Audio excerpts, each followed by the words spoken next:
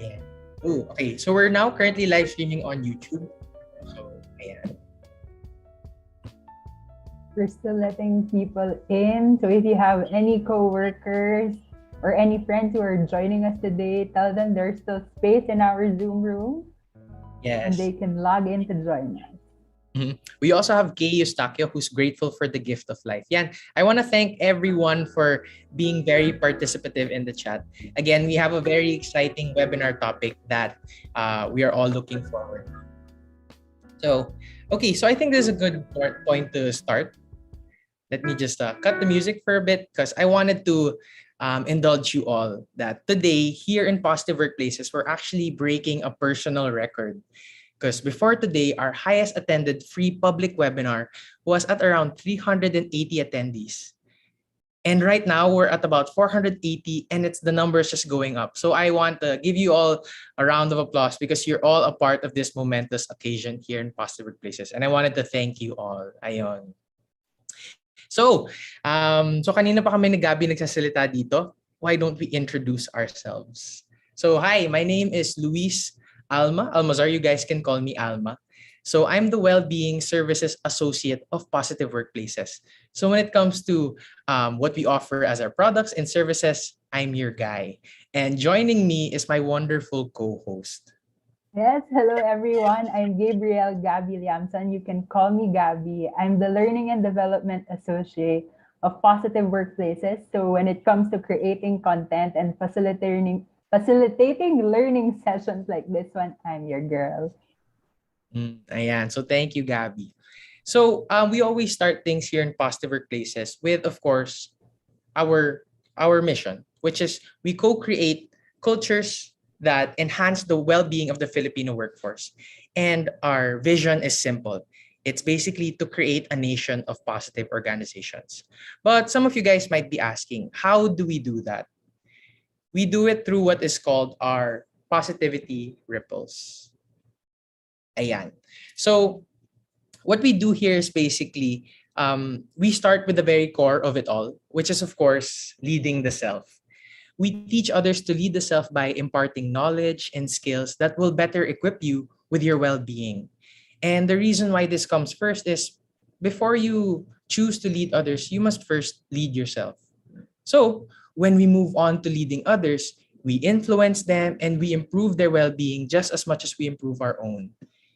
And when we have positive leaders, this allows us to promote great cultures like compassion and peer support.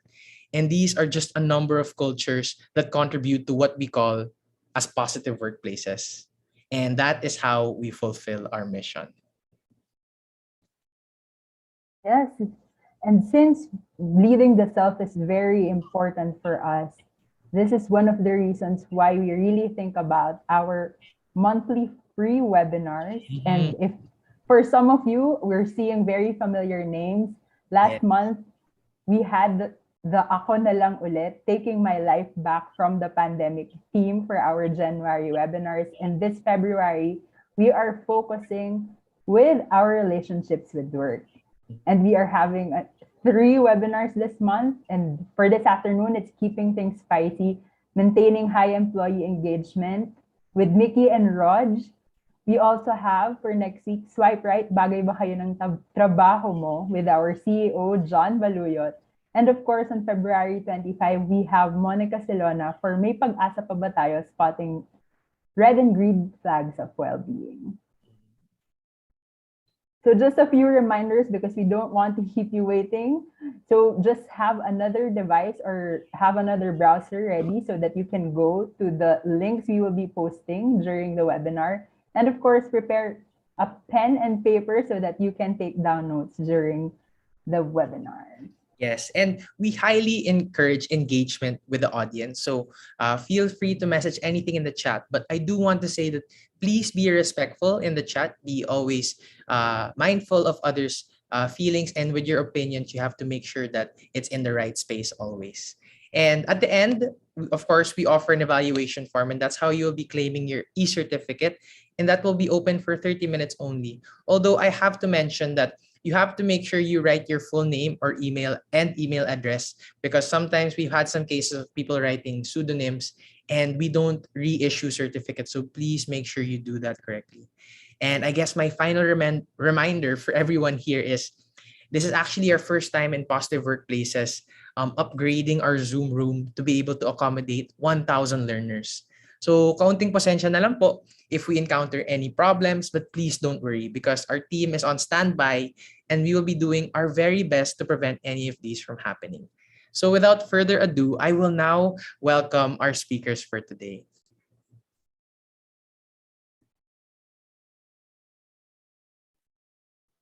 And Hey, hello, Nikki. everyone. Thanks, Alma. Hi, everyone. We're so excited to be here in this webinar today. So, um, right now, I'm going to be co-facilitating this. I'm Nikki. I'm the Chief Wellbeing Officer and the co-founder of Positive Workplaces.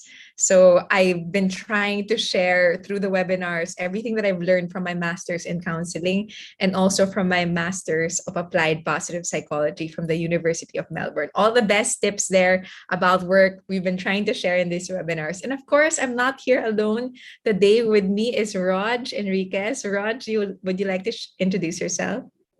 Hi, everyone, and I'm really happy to be here and to really share my knowledge and experience with all of you. I'm currently an OD department head from one of the commercial banks in the Philippines. I'm also a part-time career coach and a retreat facilitator, and I have some diploma in strategic human resources from Ateneo Ford and also a Bachelor of Arts degree in organizational communication. So I'll be able to share my knowledge and wealth of experience from various fields to stay later for some more tips from us and Nikki. Thanks, Raj. Really exciting. Because our topic today is keeping things spicy, maintaining high employee engagement. You know, it's February, it's love month, but we're examining in this month our relationship with work. But first, you know, we want to get to know you. This is again, we're a lot in this room today. So we want to get to know you because this is quite a different crowd where we have here today. Please, if you have a phone, you can turn on the camera and scan the QR code on the screen, or you can click on the link that we're going to post on the chat box and help us get to know you. What is your current work setup? Do you go to the office daily?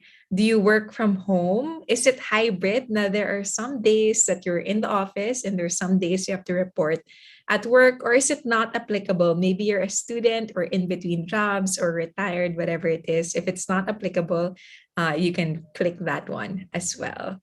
So with 88, 90 respondents, it looks like most of us here go to the office daily, which is really quite interesting, no? Na like back to the Monday to Friday setup, unlike how it was at the start of the pandemic.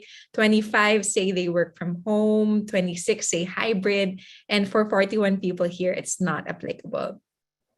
My next question is, what's your preferred?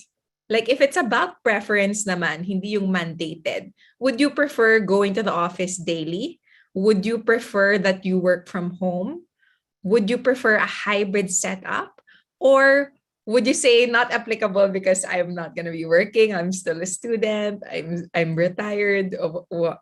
Please choose your preference here. Kung ikaw yung pwedeng pumili, ano yung pipiliin mo dito? And it looks like kung kanina, most people are going to the office daily. Ngayon, mukhang ang preference ng mga tao ay hybrid setup naman. So a mix of going to the office perhaps when it's needed and relevant, but still being able to maintain that work from home setup. So really interesting. Thanks for sharing that. And we'd also like to get to know ano yung mga age range natin ngayon. Again, the beautiful thing about Mentimeter is you're completely anonymous. Even if I wanted to trace back the responses, I would never be able to do that and, you know, collect information about exactly who you are. So feel free and feel safe to keep answering on Mentimeter because you will continue to remain anonymous here. Again, looks like most of us are in the 21 to 26, 25, 32 to 36, 16, 37, 41, with others scattered with 15 to 20. 42 to 46, 4 na 47 to 51, a few 50s and 60s. So really exciting. Thanks for coming here. It's a great range of participants we have today. And this is going to be our learning roadmap today about how are we going to keep things spicy at work. First, we'll ask, why is sustaining high employee engagement important? Second, we'll talk about what is the magic framework.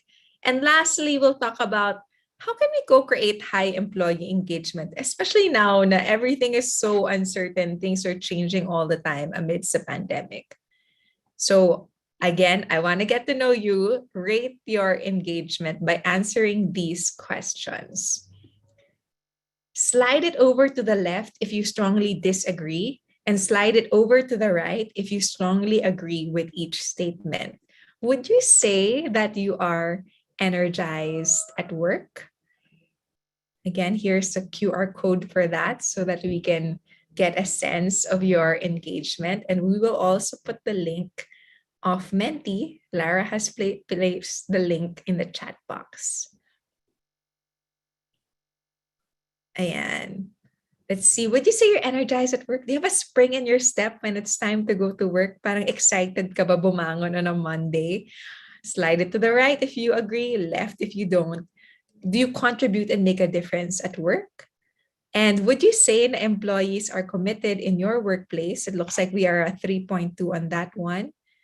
And would you say that your organization is thriving and really growing and being at its best?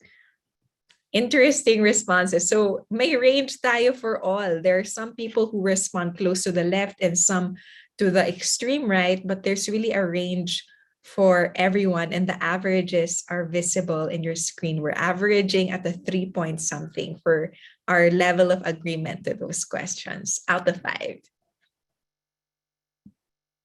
So let's ask, why is sustaining high employee engagement important? I know right now we're living in such an uncertain world, diba? They call it the VUCA world. Everything is changing.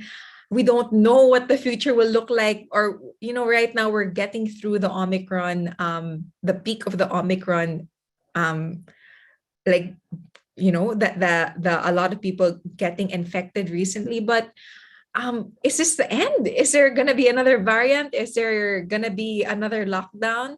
Everything is so uncertain right now. Pwede na ba magplan ng team building? And I know a lot of people are getting tired. We are constantly having to adapt, and there's always constant pressure and responsibilities. And amidst all of this, it can be very tempting to disengage. And again, there's no judgment if you ever needed to back up away from work. Take a breather, get some rest, because over the last 2 years, we've experienced all of the changes. Being in a pandemic, we can't go to the office. A lot of us are experiencing losses and disappointments. There's a study by T et al. 2020 na half of Filipinos are actually experiencing depressive symptoms sometimes. Like, we're really sad about how what we're feeling right now. And a lot of organizations have struggled. So it's not unusual if you've ever felt disengaged during this time. But I also want to let you know that it's not that we don't have to forever accept a state of disengagement. And in fact, like, one of the messages that we always want to communicate is you don't have to leave work, because being engaged at work is still a pathway to well-being. Work can still help you be your best self, and that we're gonna teach you how can you get there, because probably most of us will really have to work in our lives. So being engaged at work can still be a pathway towards well-being. So what is employee engagement? According to Tracy Mallet, it's an emotional state. So it's like a feeling where employees feel passionate, energetic, and really committed to their work. So in the absence of engagement, if people are disengaged, you can imagine they could be the ones slacking off in the office. There's things to get done, but they don't act on it. Maybe whenever there are problems, their mindset is more towards, why does it have to be me? Who's going to solve it?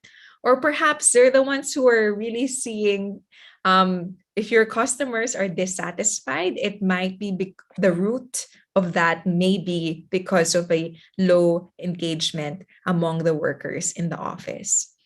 And overall, disengagement really leads to lower company outcomes and performance.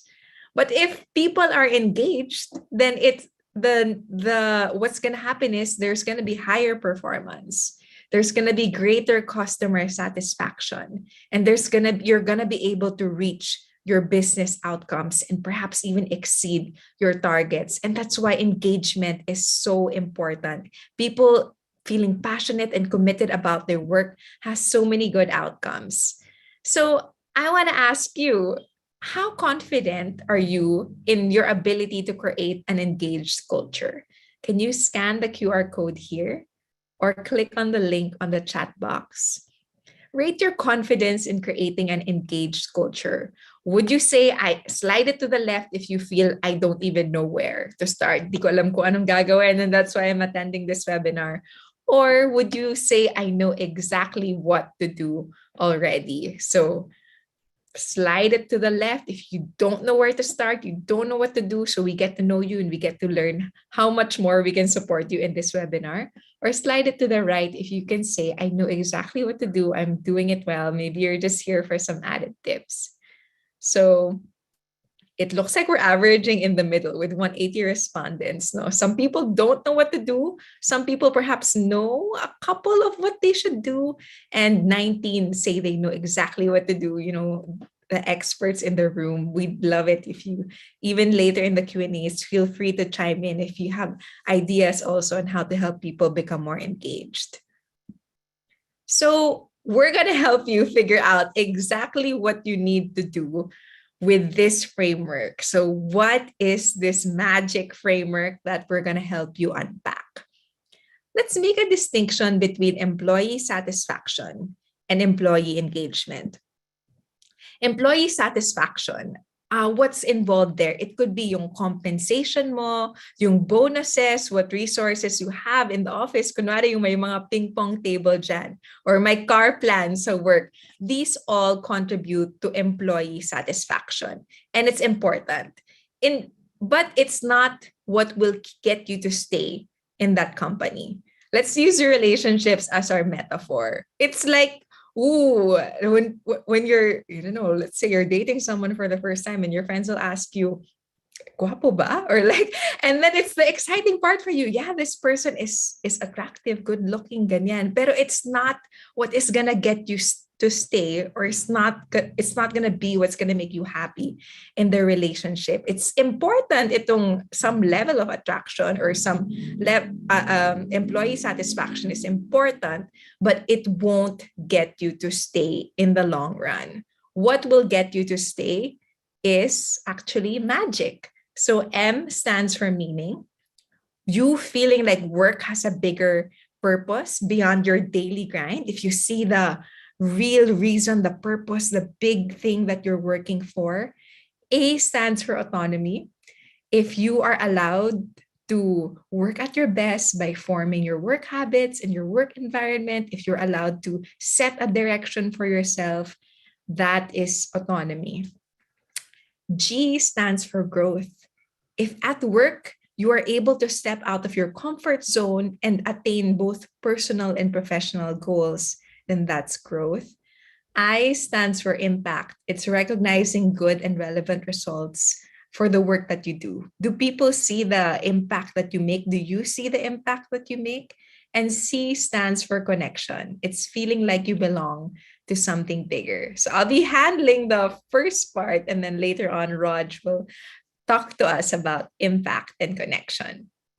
So employee satisfaction is basic. You know, you do have to get paid. Diba? Usually it's what's exciting about a job. Now, oh, this is going to be my paycheck for this job. They're going to give me a bonus, a performance-based bonus. But it's basic. Employee engagement concerns more with peak experience, what makes you really happy and at your best. Employee satisfaction is temporary happiness. Let's say they installed a new coffee maker at work, diba? it's exciting for a while, but it's not going to excite you forever. Whereas employee engagement, if you work on it, it's really going to help you and benefit you in the long term. So engagement occurs when we find meaning, autonomy, growth, impact, and connection, otherwise magic in what we do. And I want everyone to know this. You deserve magic. Each and every one of us in this room, every employee in the world deserves magic. You don't have to resign to the belief na, okay, work is going to be forever stressful and boring and disengaging. Everyone deserves magic, and we can all create that magic. So whose responsibility is it to create the magic? Is it our work? I mean our organization, or is it us? The answer is it's a shared responsibility. It's both our organization and our responsibility. It's up to the organization to create and design that environment, and it's up to us to choose to engage and find ways to really lean in towards committing to our work. So it's a shared responsibility. Both the organization and all of us, every member of the workforce, needs to work towards engagement. So let's get to the exciting part, which is how can we co-create high employee engagement, especially amidst uncertainty. So we'll give you tips that have actually worked for people recently. We're sharing with you very practical things that you can do right now and right after the webinar. So first, let's start with M, which is meaning. And I want to ask you, does your job inspire you? You can scan the QR code on the screen or click on the link in the chat box. Answer that. Does your job inspire you? Would you say it inspires you often? Or maybe sometimes lang. There are days na, I feel blah about work. Or would you say barely? Because we want for work to have magic, and it starts with meaning. We want work to be an inspiring place for you. So 40 people say often, 88 say sometimes, and 11 say barely. So meaning is the reason beyond the paycheck. It's your reason for going to work. That's beyond the compensation that you get. And this is a quote by Friedrich Nietzsche, a philosopher and it's a quote that a lot of people echo, na he who has a why can bear almost anyhow. If you have a meaning, if you have a reason for why you go to work, a deeper purpose there, you can withstand anything. You're going to be amazingly resilient. So it's so important for all organizations to have a vision and mission and to communicate that to every member of their workforce. For instance, in positive workplaces, our vision, what we really hope will happen is a nation of positive organizations, not just some positive organizations. We want all organizations to be positive in the Philippines. And how do we do that? What's our contribution towards the vision? In positive workplaces, our mission is to co-create cultures that enhance the well-being of the Filipino workforce. If we get to help people create those cultures to enhance their well-being, we believe that we will then approach getting a nation of positive organizations.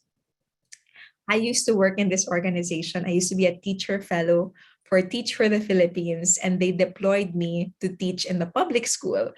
Honestly, it was the hardest work I have ever done in my life. I salute all the teachers here, all the parents who take care of the education of your children. It's really hard, and there were so many times that I wanted to quit, but this vision saw me through because I really wanted this vision to happen, that all Filipino children will benefit from an excellent, inclusive, and relevant education. That meaning was enough to keep me going and keep me coming back to school every day, even if I was so tired.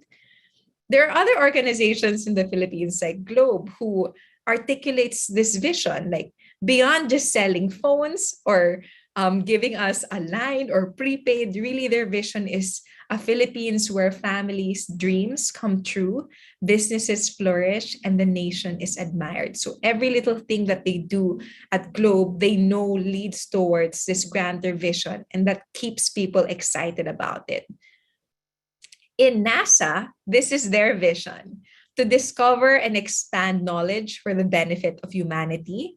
And we know what they do, di ba? Yung mga astronauts, rockets going to the moon, it's part of their mission. They lead an innovative and sustainable program of exploration with commercial and international partners to enable human expansion across the solar system and bring new knowledge and opportunities back to Earth. So this is a story that has been told to me that I'll never forget.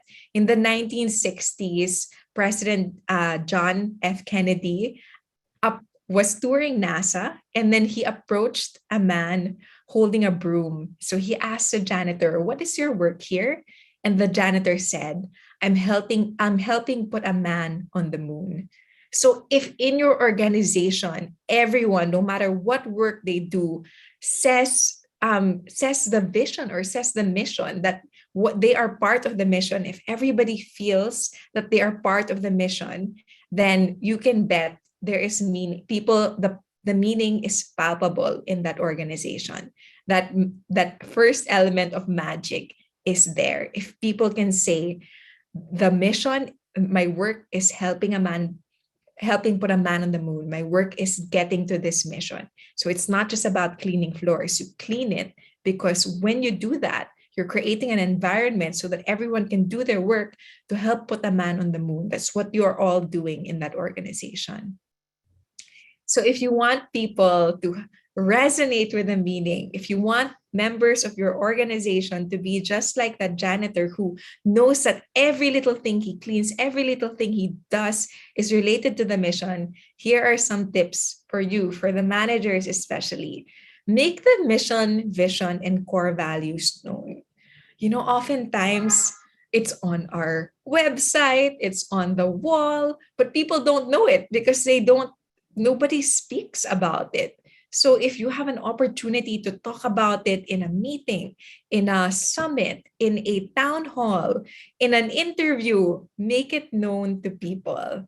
And then check for resonance. Actually ask people, is this mission important to you? Is this something you want to contribute to? You can ask this during the interviews, during the onboarding, and during regular conversations. And that's really my big tip here is infuse meaning in conversations. Don't make it a once in a year conversation. Regularly check and ask people, is this meaningful to you, the work that we're doing? Or how this is aligned to your purpose? Infuse meaning in your conversations.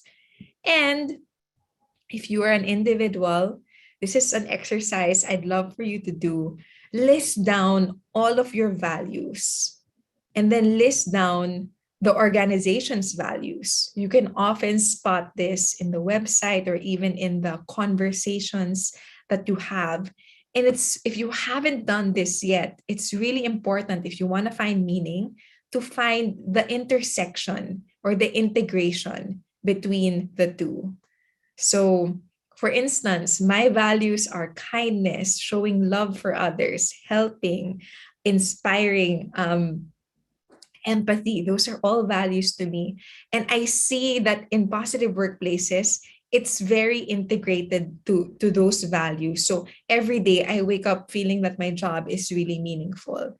Whatever your work is, you can find some sort of integration there. Figure out what are your core values and what are the core values of your organization. I was telling you about my previous work, which was being a teaching fellow. I was assigned as a public school teacher in third grade public school, elementary school. And this was our vision. And there were some days that I would wake up and just feel like the vision was so far away. Diba? Yung vision namin, all Filipino children will benefit from an excellent education. There were days when I felt like I can't even get my 30 students in English class to benefit from an excellent education. What more, all Filipino children? So when there are days when it feels like the vision is so far away, I want you to connect more deeply into your values. So my value, I've realized that whatever it is, whatever work I'm doing, I know that I really, really want to be a healing light to people. So back then, when it was a teacher encouraging my students, when it was a guidance counselor listening to the problems of people and my students, now in positive workplaces doing webinars, if my value is healing and showing light and love and compassion to everyone, I get to tell myself, hey, I get to do that every day. So I want to ask you, what are your core values? So go to menti.com and share that with me. What are your core values? Is it hope? Is it excellence? Is it fairness, showing fairness in the world? What are those core values that you really bring wherever you go, whether it's in your interactions or whether it's in the work that you do? So people are saying fairness is a value, compassion, transparency, integrity, especially among government workers. I'm seeing integrity is really their value. Um, Discipline, accountability, kindness, excellence, teamwork, balance, love of God, being magis, truthfulness, equity, discipline. See, these are wonderful. Ooh, even humor. Humor, yes, is a value. Perseverance, that no matter how tough the work, the going gets, you keep going, right? Excellence, respect, ambition, um, commitment, understanding, intelligence. These are all great values. Now, my next question that I want to ask you is, try to formulate a statement like this. You know, on the toughest days, I always tell myself this to ground myself. Like, for instance, for me, if today I get to be a healing presence to someone, then I would have done my part. What is it for you? If today you get to do this, then you would have done your part.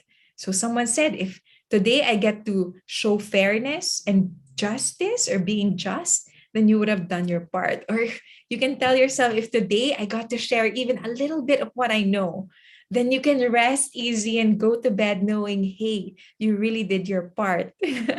If today you get to help somebody, if today you got to be understanding, if today you got to be kind, or even if today you just got to survive and live through the day, then that's already such a huge accomplishment.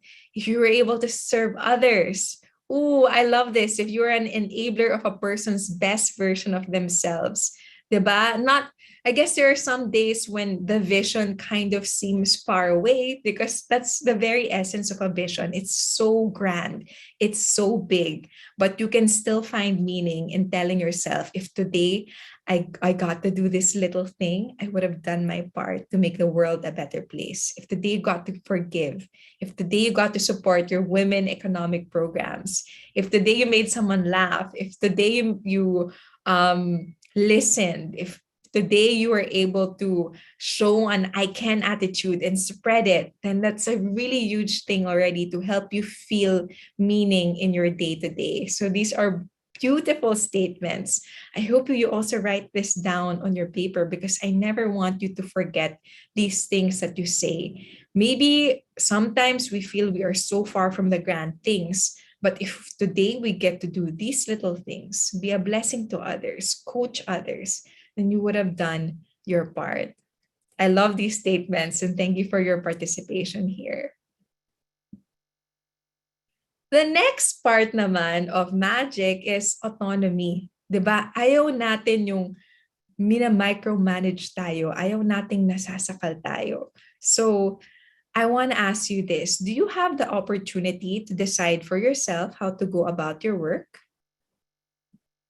Answer that on Menti. Do you feel like you have the opportunity to decide paano mo gagawin yung trabaho mo? Slide it to the left if you strongly disagree, and slide it to the right if you strongly agree.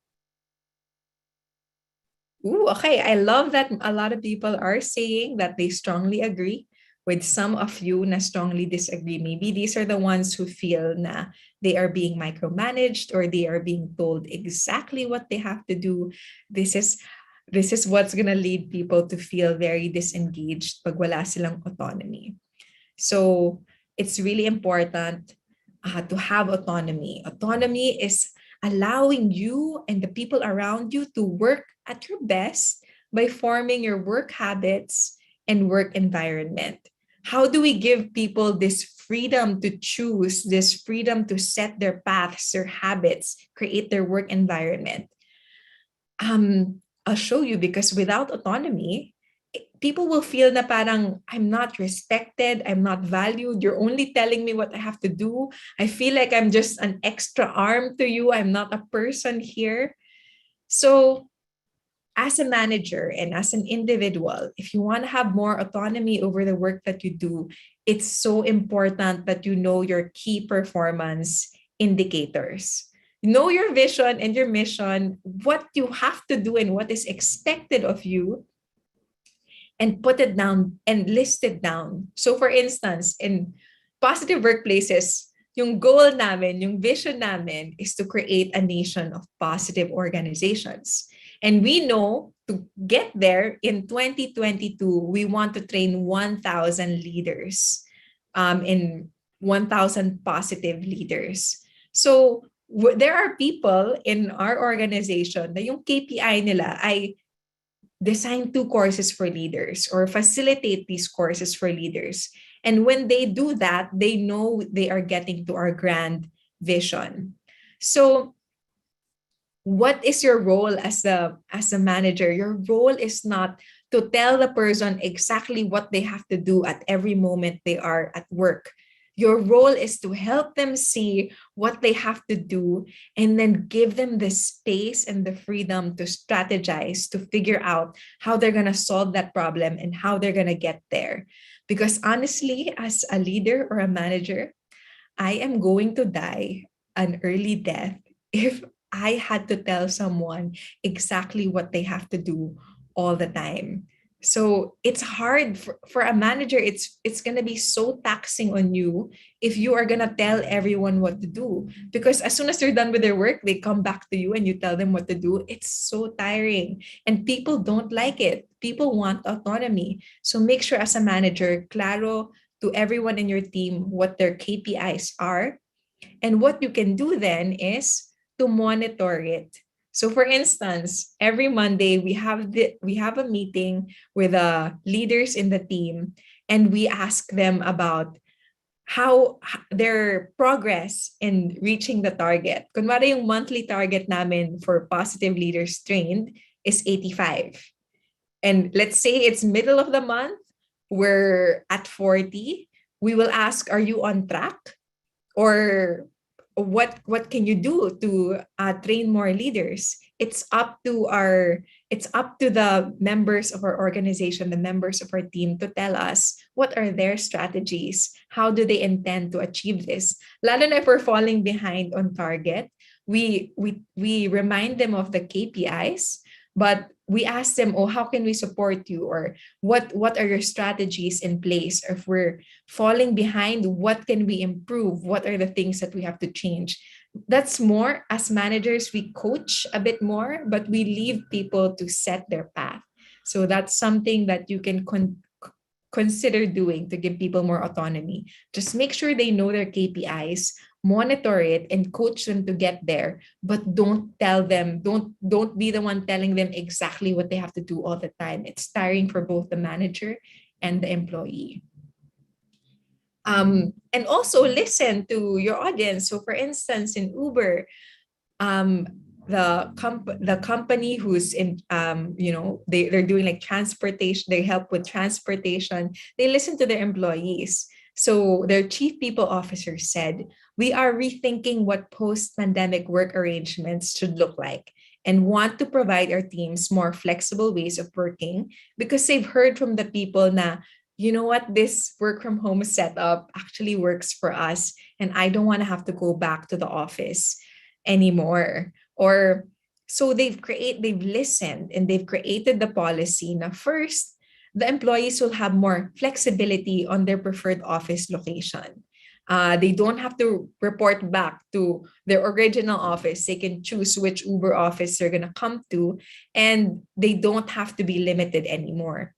They also ask their employees to spend 50% of their time in the office and 50% at home, but it doesn't have to be 3 days a week office, 2 days of the week at home. Instead, pwede. 2 weeks at home, 2 weeks in the office. It's up to you what works for you and your team. They're giving people that autonomy. And they said, finally, we'll provide more flexibility for some employees to be fully remote, because some employees have said, I never actually have to go to the office. So if they can be fully remote, they're providing more flexibility in that regard.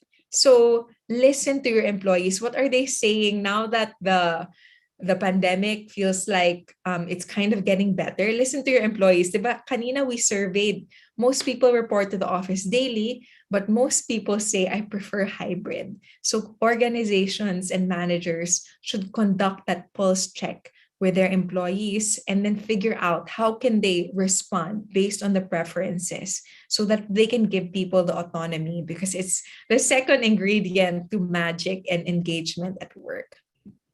And the third is growth.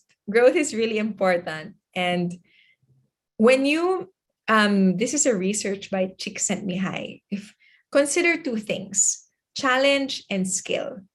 If the challenge is low, but a person's skill is super high, they're just in their comfort zone. And actually, down the line, they're just going to get bored.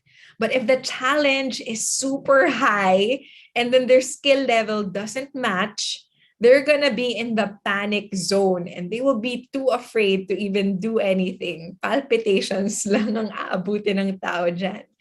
But if you find the sweet spot where there is the appropriate amount of challenge for the skill level, then you are in the growth zone. So I want to ask you, where are you at work right now? Panic, growth, or comfort?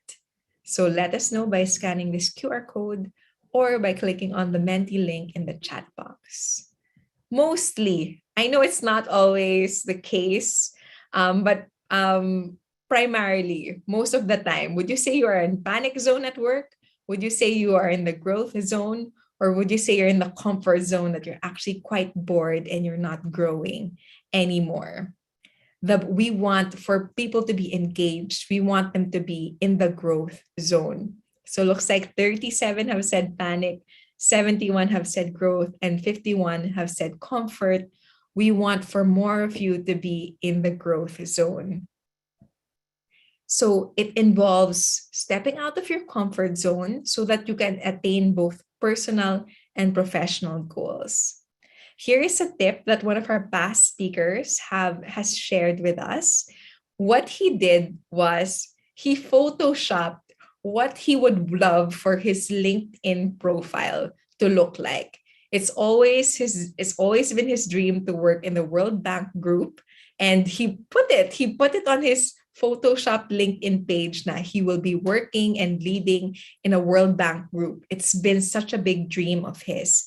And every day he would see this and he would work towards getting to this dream. And, by the end of the year, he actually became the Green Building country lead, because every day he would be so aware of the direction that he wants to take, and he would take the steps to get there. So this is something that can help you grow. Another thing is, so as managers, like for instance, Alma, who is our Wellbeing Services Associate, he's here. Get to know the dreams of the people in your group. So for instance, Alma has shared before that he'd love to open a restaurant someday. And I never forgot that dream. So there are days when Alma and I work on proposals, we work on client meetings, and I do ask him like, hey Alma, how does the work that we're doing today help you towards getting to that big dream? Because every work naman has growth, but we want that growth to be meaningful. So have those conversations. How does this help you to get your big dream? And Alma has said, talking to clients, figuring out what they need is also going to be helping me when I create my own business someday. And we support him, of course, in that dream. Have those meaningful conversations about growth. so they see the relevance. And create an individual development plan. You can take a screenshot of this. Now, decide what is the competency that you want to build. Kunwari, it's innovation. 10% of your growth will come from formal learning. So figure out how will you gain formal learning. Are you gonna take a Coursera course? Are you gonna take a class? Are you gonna be like Raj and you're gonna take a diploma course, postgraduate diploma course? 20% comes from peer learning. Learn from your peers, learn from mentors, schedule that and put that as a commitment. 70% actually of growth actually comes from experiential learning. So maybe you want to create an innovation workshop to modify processes. When will you work on that? You can commit to every Thursday, 1 hour. I will create that workshop for the team and then set a time frame for yourself. So take a screenshot of this, and I want you to start working on your individual development plan. If you want to be a leader, do you want to be developing your leadership or networking skills? If you want to be an entrepreneur, do you want to build those entrepreneur skills? If you create a plan like this, I promise you, you will accelerate your growth and development. And for impact, I will turn it over now to Raj.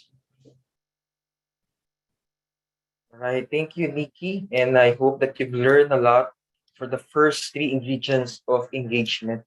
So let me just share to you my screen and let's start the ball rolling. So far, what we discussed so far is about meaning, about the purpose, autonomy, which is pertains to work design, and growth when it comes to progression and development. And for the next two ingredients, we will speak about how it impacts the way we do our work, the way we feel about our work, and the way we can actually improve on the way we connect with our work. The first of these two ingredients is actually impact, and impact is basically a fundamental precursor to meaning. So meaning doesn't actually exist in a vacuum. It is extremely difficult to find meaning in one's work, especially if it appears routinary or mundane. So if you feel that every day is a burden to you, and if you feel that uh, every day seems not to be working for you, probably your people or your supervisors were not able to communicate to you some sense of how your work contributes to a bigger goal. And that is where impact comes in. Impact is defined as recognizing the good. And of course, I want you to emphasize relevant results for the work you do. Essentially, we need to find out what our work is for, no? Where this work gonna be leading to. And which leads me to an example back in 2010.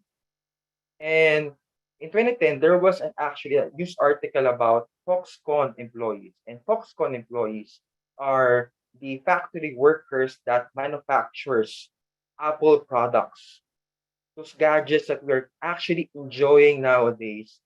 And yet, these particular employees commit suicide. And of course, we don't want that to happen to our own employees. We want them to feel that there is meaning to their work, that they're producing something that is beyond themselves. Had they know that what they're producing will be a worldwide phenomenon, probably the story wouldn't be the same. Okay. And so, which leads me to a question for everyone. It's a Mentimeter again. And you can, again, feel free to scan the QR code or go to menti.com, type in the code, and let's find out, is your work making a difference? Do you feel that you're making a difference using your work? And let's find out which among you feel that they are making a difference at their work. So let's look at our menti.com. Let's find out your responses so far. Maybe you can refresh, Raj. People are answering naman. Find out. Are you making a difference at your work? So far, it's about 3.6. We have about between 36 to 35 who responded that they're about 30, 3.6 to strongly agree. So we already have 137 responses. So basically, we're about really we see a purpose in what we're doing, and probably our organization was able to communicate to us that our work actually leads to something bigger than ourselves. Let me go back to the slide quickly.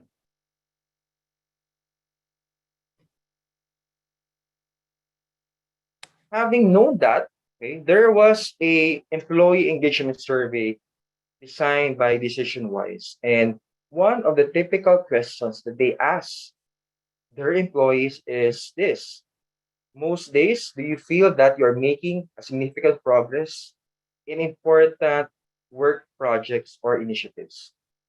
Okay. So this is a common question that actually comes out in all employee engagement surveys. And usually the answer to this reflects the way the, the employees feel about how they're making a difference at their work. And we actually have a tip, okay, on how you can actually make this work for you after this webinar. So first is actually you can actually give ways for your employees to see the progress at their work. And Nikki was able to provide you already a beautiful example of this by providing KPI, key performance indicator, because we have to measure the way we perform against our target. That is very important in the way we do work right now. However, times have changed. Right now, it's really hard to monitor performance while you're working from home or you're doing hybrid or probably you're working on site.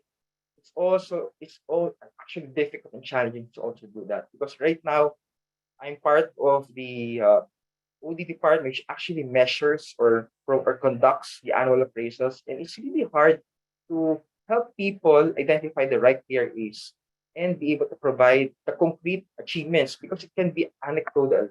Okay? It can be about stories. So we need to have proofs and evidences about it. But here, I'll give you 3 tips, okay, on being able to show progress by winning the hearts, spirit, and minds of your employees. So first tip is actually to provide workplace recognitions. That is practiced through all shapes and sizes. It can be as small as giving them a token, they're doing a good job, or probably you can go as grand as providing them plaques of recognition or a notes. Or notes, thank you notes are very uh, good ways or measures to be able to show your appreciation to others. A survey said that 90% of people that receive recognition actually improve in terms of their engagement at work. And probably in other companies that I've been part of, which is mostly on banks, we have this annual recognition. Sometimes they call it Escudo Awards, sometimes they call it Customer Service Awards, and this gives some of the employees something to look forward to, and probably something that you can actually think about more so these days where people really seek for attention, seek for recognition.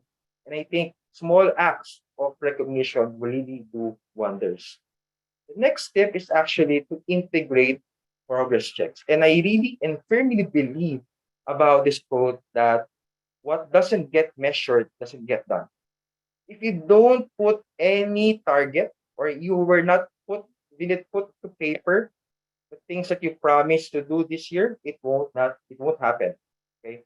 That's why it's important that you are able to agree with that, with these particular targets with your employees. And you monitor this quarterly, probably monthly. And for some organizations that I know, it's actually a financial institution, they do monthly bonuses because they measure their targets on a monthly basis. And that gives more recognition, more rewards to their employees.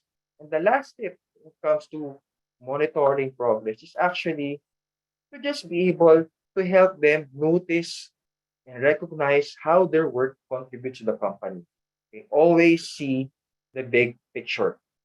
In some companies that I've been part of, there's actually part of the onboarding program is actually to tell them about how the banking financial system works and where their unit is actually part of that bigger success.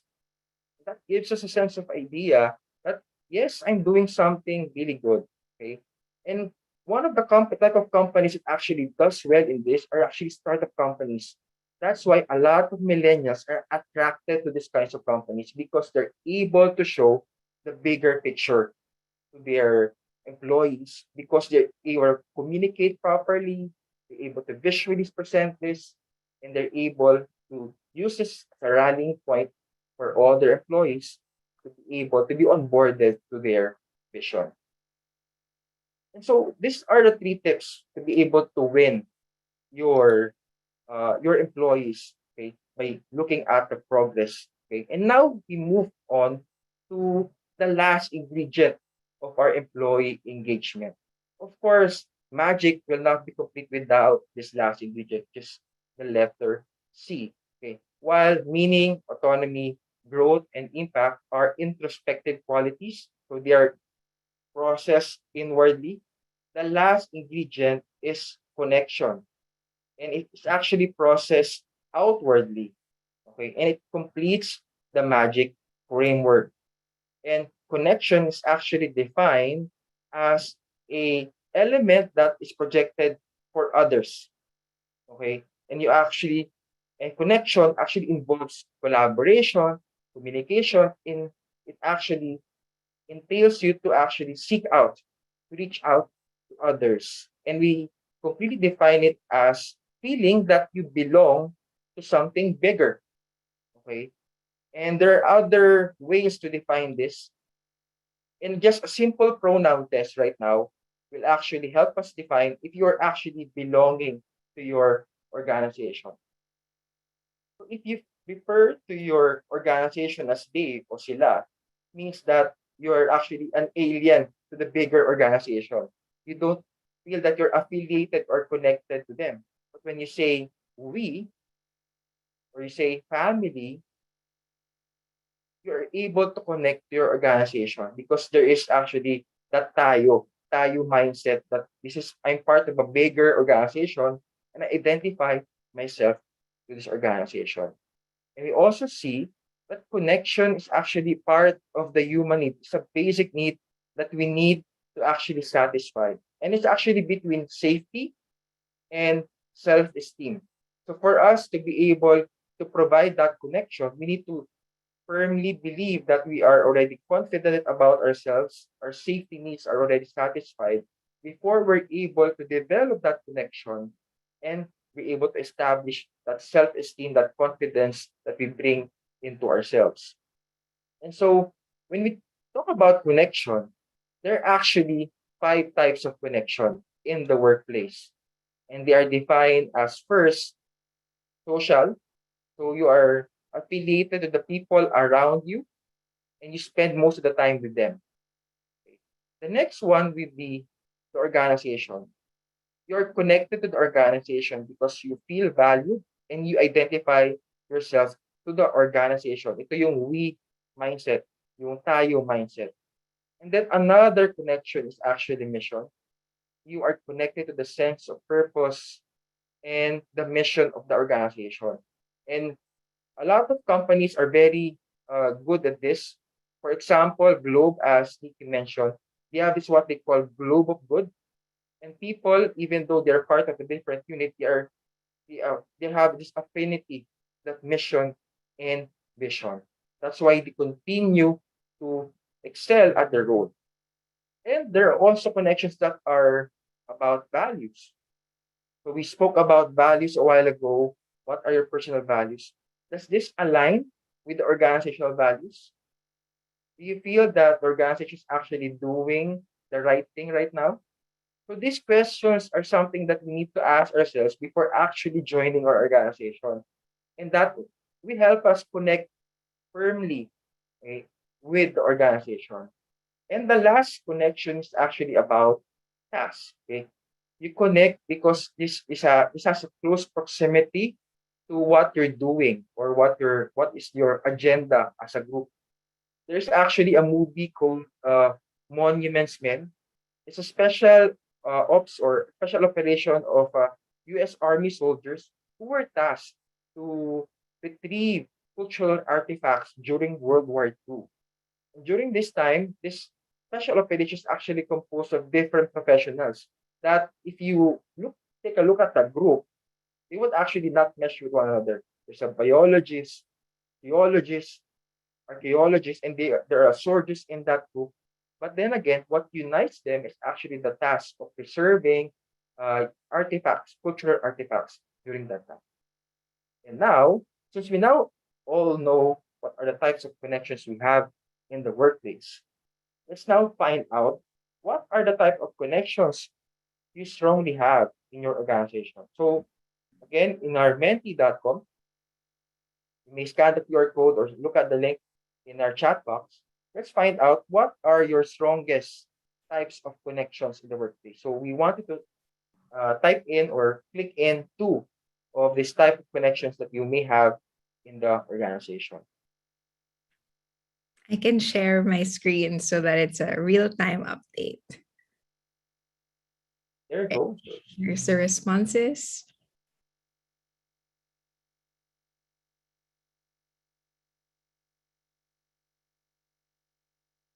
So far, there's a lot who are really identifying themselves with social. And actually, this very much true. No, whenever I ask people, whenever I enter an organization, no, I always ask them what makes you stay in an organization. It's always about people, and probably a lot of organizations, and lalo na in the Philippines, we really attribute staying at work with the people that we are surrounded with.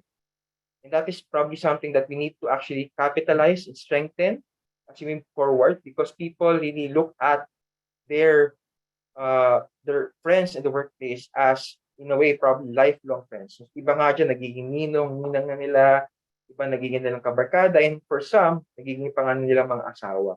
Okay, so that's a good thing that we have identified, social connections at work.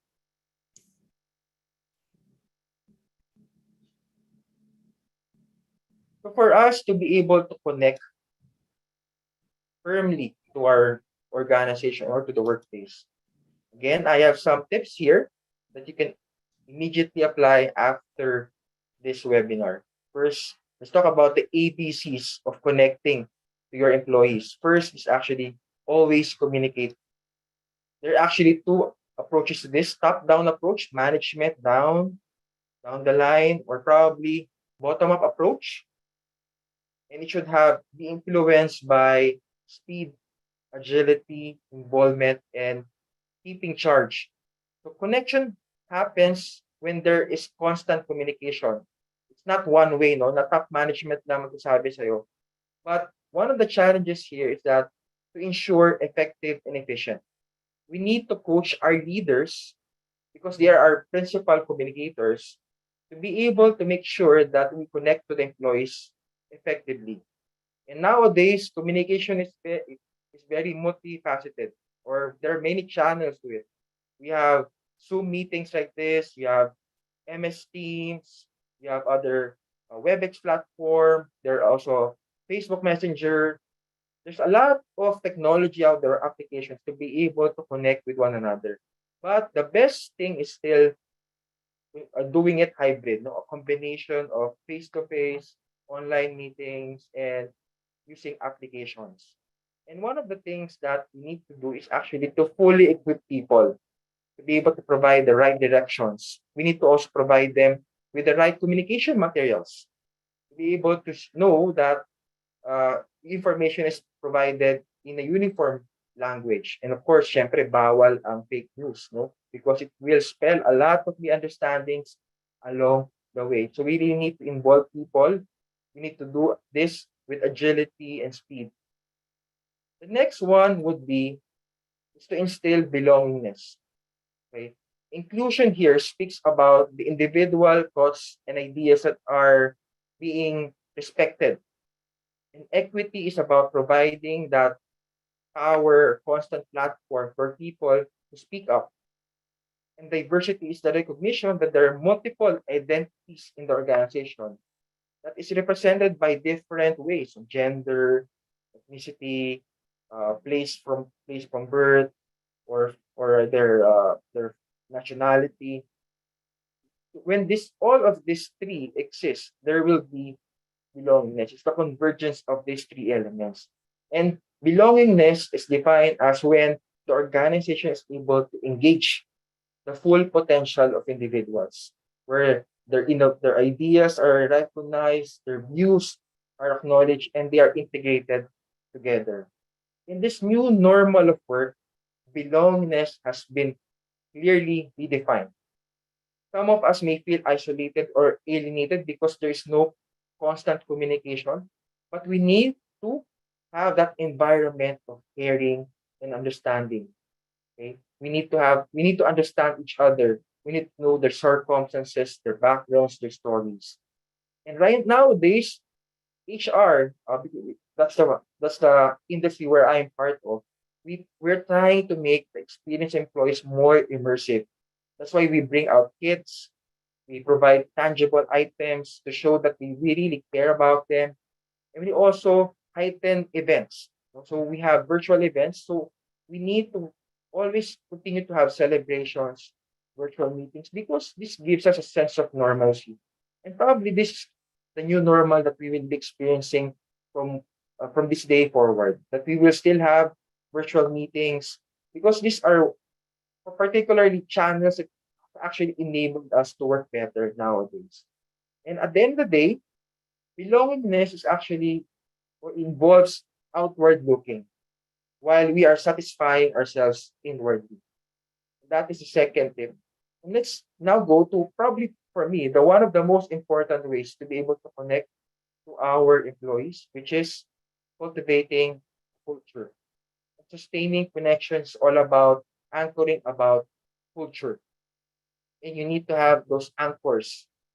Anchors are your practices, policies, or inspirational leaders, or even stories that make people feel and aspire for.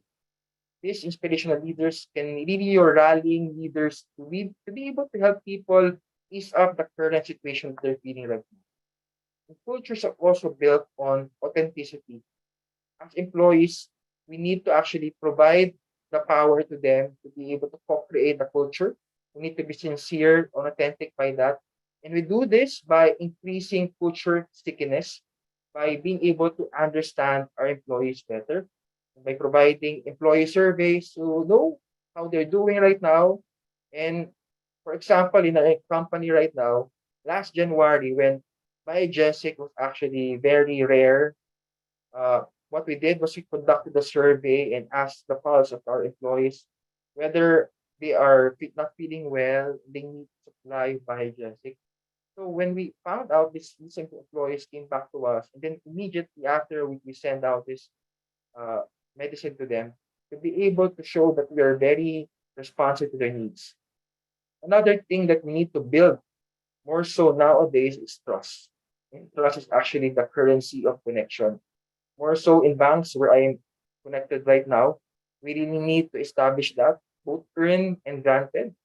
And we need to know that we are able to sustain what we're saying, to be able to show that we're actually doing what we're about to promise them. And culture is built over time.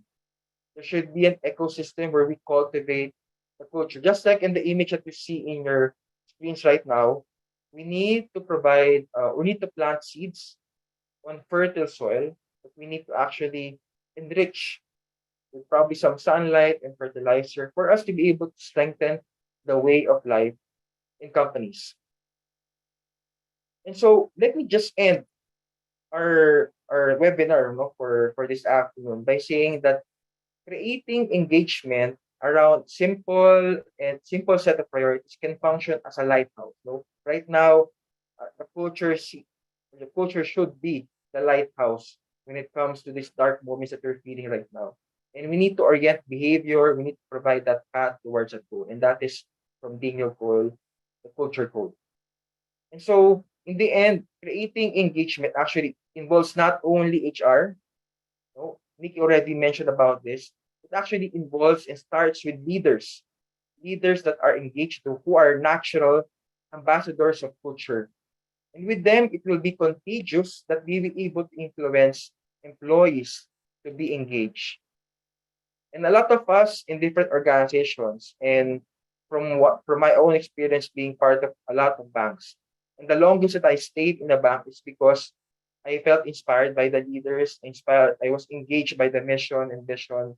And yet, some of their products were not really the superior in the market. But I stayed because of the leaders and the vision and mission.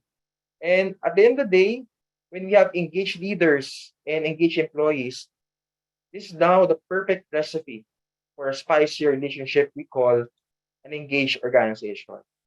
And hopefully, with that, we will be able to influence you to also spice up the workplace relationship, to be able to deliver that positive relationships across the workplace and be able to spark the magic that you have in all your relationships at the work.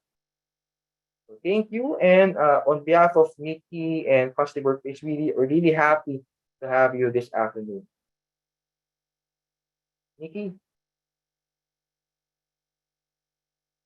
All right, so that completes the 5 C's of magic. So today we talked about why. Why is sustaining high employee engagement important? If you want to boost performance, get the organizational outcomes, improve customer satisfaction, it's time to think about employee engagement. And we talked about every letter of magic so that you can co-create high employee engagement even amidst uncertainty. So don't forget these 5 letters. It's magic, meaning, autonomy, growth, impact, and connection.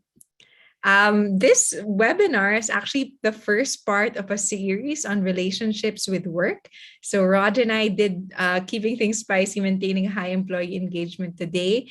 Next week, we will have John who will talk about swipe right. Bagay ba kayo ng trabaho mo? That alignment is so important. And on February 23, we will have Monica Siliona from Behasa PH to talk about may pag-asa pa ba tayo, spotting red and green flags of well-being. So we hope that you join us in these other webinars as well. And I also want to share with you that Raj and I are actually creating and co-facilitating a course on positive workforce reintegration. So it's all about helping HR leaders, team leaders, managers figure out how are we going to bring our workforce back into, like how do we integrate from our past intense hard lockdown to maybe a hybrid setup or to maybe this more new normal that we're working on. How do we reintegrate? Do we come back to the office and just go back to the way things were? Or are we just bringing our warm bodies to the office? It's reintegrating our experience past and present. Raj, do you want to share a little bit about why this is so meaningful to you? Well, for me, I've been in different banks already, and one of the things that I've observed is that when we were asked to report back to the office, it was done so abruptly. We had to do it the following day, and I think there should be a way for us to transition to a new normal of work. I believe that a lot of you, probably some of you, have families at your home, or you've been enjoying work from home for the past 2 years, and you've already had this particular culture at home that you built. You don't need to actually go to work, ride the car or commute to the office. But nowadays, you can actually access and do work at home. You're able to actually balance it with your life. That's why these are particular feelings that I felt before when we were trying to design this. That I think these are things that need to be addressed. And HR and other people who are very much involved in the integration of the workforce should be able to be learn from this workshop. And we do hope that you actually try and look and register for this workshop.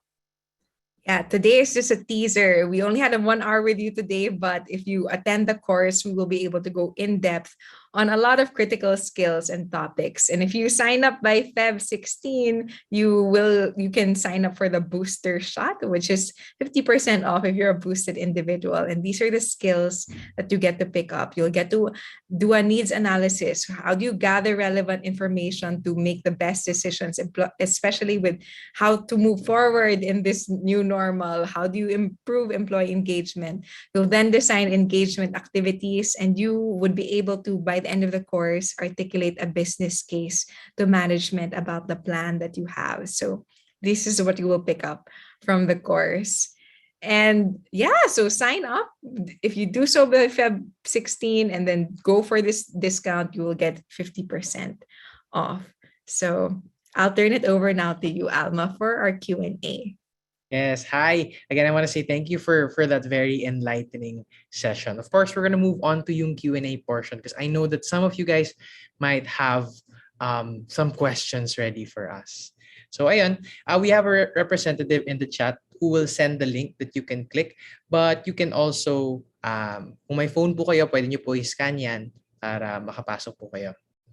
And feel free to ask your questions and they should appear here. I think we already have one question in the chat box that I spotted. So somebody asked, actually, how can we cultivate a culture in an organization where turnover is a bit high? Turnover is a sign that people are disengaged because they're not feeling passionate and committed at work, then they will just leave. And I believe that this person who asked is actually working in the education sector. In the education sector, it's especially costly. Imagine, for all organizations, actually, imagine you trained a person, you got them to that level of mastery, then they just end up leaving. It's really costly for the organization. It's a difficult experience also for the person who is leaving. And the answer to this question goes back to what we were discussing in the webinar, which is magic. If you're able to input those 5 elements in your workforce, you would be able to create engagement and lessen attrition. And my tip for you is, kasi it gets overwhelming, there are 5, right? First, identify what is the current strength of your organization. Let's say your strength is connection. People feel connected to in the faculty, they feel connected to each other, they feel connected to the people that they serve or their students. Then keep strengthening that. So find what you are strong at, keep strengthening that, and find which one you are weak at, and then work on it. So you don't get overwhelmed by the 5. Focus on strengthening the strong one and then reducing the weakness with the weak one. Sometimes kasi people will just focus on their weakness and work on it and forgetting that, hey, some things are still working. So find those 2 things, what you're strong at and what you're weak at, and continue to enhance those. Raj, do you have a tip for on that question? Oh, we'll ask to unmute. I think you're muted. For us in the back, it's really we really experienced a lot of attritions in the past, and it's really hard to address that if you don't have the data. And usually we get the data out of exit interviews. And normally one of the things that they look after are compensation benefits. And for us, it's very, though we feel that's very important, it's very transactional. And what we want to address actually more on those that can be handled. And people actually stay when we feel that they're growing in organization. And that's something that actually we need to look at also. We need to establish developmental programs in the organization that are easy to understand and easy to follow. Thanks. Thanks, Nikki and Raj, for answering that. And we have a very hot question. Mga 15 votes na siya. Ayan. They want to ask, how can you handle a person who is kontra ng kontra sa mga decisions mo sa workplace? I can start, or do you want to start, Raj? Nikki, you can answer it first. I think I would focus back on meaning. If you are both very aware of the larger purpose of the work that you do in the organization, that is going to be your common ground. It's so normal na you will have different perspectives in line to that big meaning.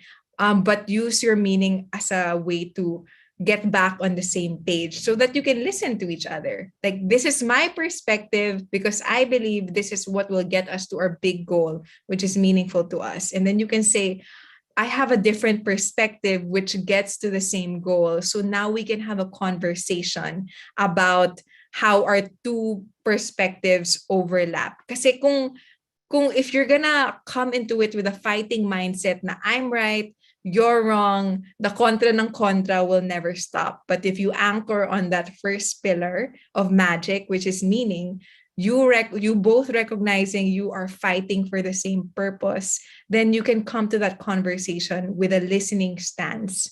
Now you can actually communicate and share the different perspectives so that you can come up with a whole picture, a better response to the problem or the situation if you anchor both yourselves back on the meaning and how it is a common ground for the two of you. What about you, Raj? Well, for me, it's also good to identify why they always go against anything that you need to know. You have to find out in the background story of the person. If they're experiencing something in the past that may shed the light when it comes to why they're always against your what you're doing right now. And once you find that reason, you're able to address that better. Because for all we know, you just have sometimes it's indirectly connected to why they're deciding or against this particular decision. But once you address that, probably you'll be able to get that the vote of that person to say yes to whatever you're saying. So I think that's for me, that's another thing to look at. Mhm, mhm. Yeah, that's great. Yeah, and I hope that answers your question and all those people who voted for that. And we have the next highest vote. How can you engage your employees when management is not supporting engagement activities? Raj, do you want to go first? We actually have a skill There, set inside the course for this yes, one. Go, Raj. there are a lot of studies already that tells us that when your employees are not engaged, it actually affects performance. And you'll see that in the way the employees' morale, the products that they're developing.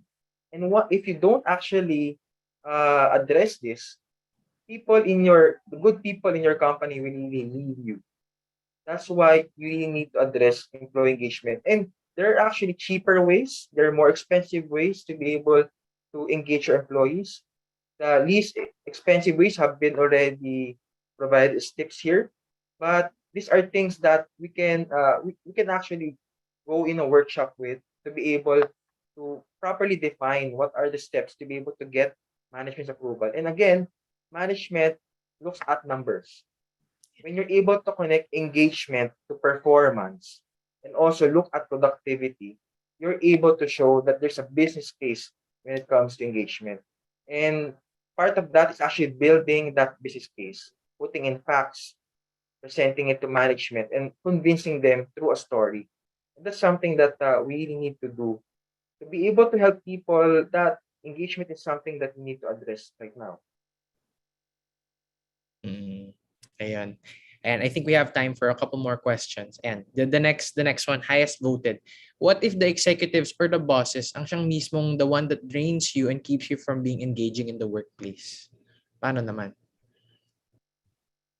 This is really tricky because Raj, you said right now, when managers are engaged, it actually does trickle down to the employees. So it's so important for the leaders to be engaged. But if you're caught up in a difficult place na you find that yung managers or yung executives, yung bosses mismo yung nakaka-drain for you, I would always advocate, you can create your own pockets of culture and you can be a leader in your own way. If you are not getting it from your management, maybe within your small group, you can be the one to infuse that culture, even in a small group. What focus first on what you have control over. You may not have control over your boss, but you have control and influence over your own group of people. And you can start being that leader to create a new culture among that new group. So I'm actually really grateful that you are attending today because you already have the skills to already share this even with a small group of people. And who knows how far your influence can go. What is your take on this, Raj? And when you feel that your employees are draining, they're causing you some stress, what I do usually is that when I don't receive that opportunity that I have in my organization or probably within my department, I try to create my own opportunity by engaging in different groups where I can see myself growing. Because there are a lot of engagement opportunities probably in bigger companies. In our company, we have employee wellness committees where if I don't get project management skills in my work right now, I go there and do project management skills. In that way, you're still serving your company even though if there's no option to get out, no, of course there's always that option to get out and leave the company. But if you don't have that option yet, you need to create opportunities for you to be engaged. And these are the things that we need to do, and probably it entails a lot of courage, and that is one of the things that I did over the past years, to have that courage to create that opportunity within my organization or outside the organization. That's why I'm here now with Positive Workplaces. Ayan. Thanks, Nikki and Raj, for that. I guess we can answer just two more questions. I know we have a lot of questions here, so we'll try to answer just two more. And the next one is, how will you avoid frustration when working with passive coworkers? I know it's hard. Again. Raj, anong take mo dito? Well, I've been with non-performing coworkers before. We're friends outside work, but when it comes to work, I really try to engage them in, sabi nga nila, forgive me for the reason, no? Parang kiliting nila or where they are gonna be working better. No? And sometimes they won't work within your usual hours. They would work beyond your office hours. They will be good at this, and I will just utilize them based on their skill on this for me to be able to go with my job. At the end of the day, we also need to think about ourselves when it comes to performing. No? Mm. And if we dwell on the negative feelings of frustration, it won't get us anywhere. Sabi na ni Nick kanina, we need to control our things that we can control. And that is our own emotions, our own performance. And I believe that we need to focus on that positivity instead of dwelling on the negativity. And baka lang we'll add more fire to that negativity and it will consume us. Diba? So Yeah. that's It's interesting that this person said the word frustration kasi that emotion is pointing you back to a value. You're frustrated because engagement is important for you. It's important for you that people are committed. So go to, instead of dwelling on the negative frustration feeling, go to, it's pointing you to a value. It's important for you that people are engaged.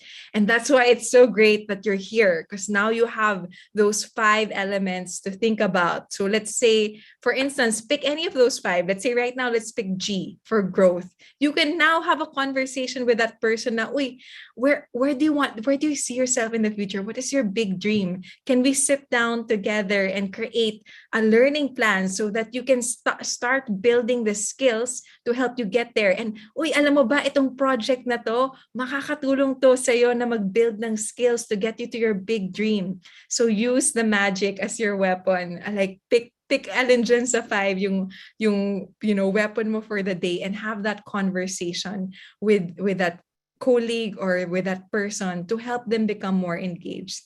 And I do believe you are your best example. If you want to inspire others, start then with yourself. Do what you can to be an engaged person. Show them how it's benefiting you and how it's energizing you and how you love working because you're utilizing these 5 pillars of magic. Then share that with others. Yeah. Alam mo, Nikki, that's so great. In line with the self.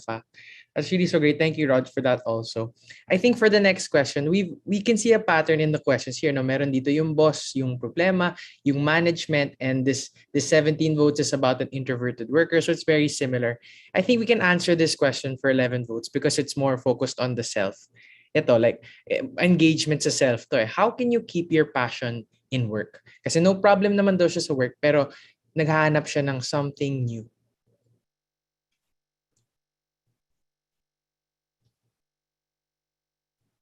All right. I guess I go, Raj. go ahead. Yeah. Go first. Well, to keep the passion igniting, no? Or sabi nga nila, we need to continue putting more flame in the romance of our work, no? So what we usually do is really to again provide avenues for you to continually be passionate about your work. Having that sense of progression actually keeps you to really move forward. No? If you're working on a project and there's a milestone, then celebrate it.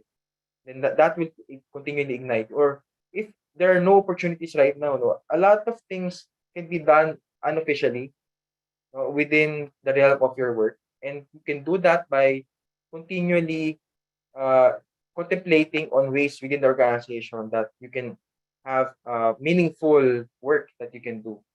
Another one is work on your promotion, probably, or there's a term called career agility, wherein people can actually now, if they're not a data scientist right now, they can actually study within the training grounds of the organization and be promoted to a data scientist position without even having the experience. And that is right now very acceptable. And hopefully in our local company, it will practice eventually. Okay. All right. Okay. So, ayan. Again, so many questions from the audience. Alam mo, if we had all the time in the world, we would love to have answered all of this, but sadly we don't. So, and I'm gonna stop the Q&A here. And I guess if you really want to know more and hear more, I really suggest that everyone really keeps that in mind, that we have this program that's waiting for us. So if it's something that you're interested in, please check it out. So here, let me just flash the slides again for all of us. Ayan. So that was the Q&A. Thank you so much, Nikki and Raj, for joining us for and talking about a very, very like wonderful topic that I know that everyone benefited from. So again, I want to thank you both. Thanks. Ayan. So, ayan. Thanks so much again, Nikki. Ayan. So just like what Nikki and Raj said, we have PWRC that's available. So we'll send the link for that again. And ayan siya. And again, these are the promos that we have for it. Okay, so just to end us off, that was the end of our free webinar series today. And you can follow us on Facebook, of course. So if you like the content that we post, please follow us on our Facebook page to know more about the next webinar will be and many more information. And if you like this webinar, this is just an example of one of the products that we have available in Positive Workplaces. We have everything from webinars to courses, even down to in-house training. So if you're interested in these products and services, like I said earlier, I'm your guy. And John and Nikki and I will do our best to assess your needs. So you can always email us at this email address. So that's learn@positiveworkplaces.org. And if you guys are having a hard time emailing us, don't worry. You can always reach out to our Facebook page and message us, and we'll have a representative talk to you. And lastly, here's the post-evaluation form. One of our representatives will send it in the chat shortly. And just a reminder once again, please put your name, no pseudonyms po, kasi if nagkamali po, we will not be resending the e-certificate. So yes, make sure you put in the right email and right name. So ayan, the form should be in the chat shortly. And lastly, I want to say thank you once again to Nikki and Raj. And thank you to everyone who attended the session today, for it's a very momentous occasion. And please tune in next week, for we're going to have another engaging topic. Swipe right. Bagay ba kayo ng trabaho mo? And if you guys feel like you align with the topic, please attend next week. Thank you, everyone. And before we end, can you take a picture with everyone who's here with us this afternoon? Yes, ayan. So anyone that can turn on their camera, please do. Mag-picture tayo lahat. Okay, let me just unpin.